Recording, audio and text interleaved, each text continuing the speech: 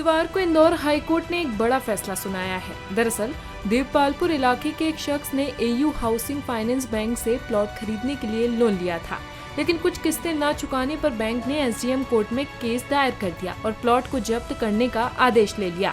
इसके बाद पटवारी और बैंक अधिकारी जब्ती के लिए मौके पर पहुंचे। उन्होंने प्लॉट के बजाय पीड़ित के मकान पर ही कब्जा कर लिया।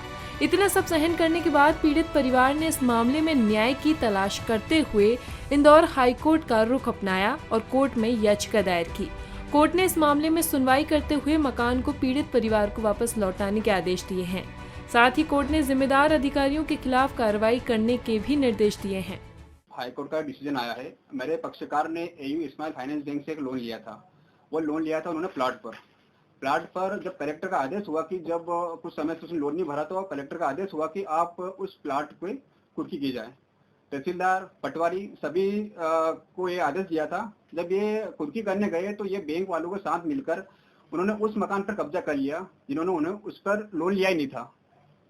जब इस से होके वो मेरे पक्षकार यहाँ हाईकोर्ट आए। हाईकोर्ट आने के बाद हाईकोर्ट ने आदेश दिया कि आप उसकी जांच की जाए कि प्लाट और मकान दोनों अलग अलग है।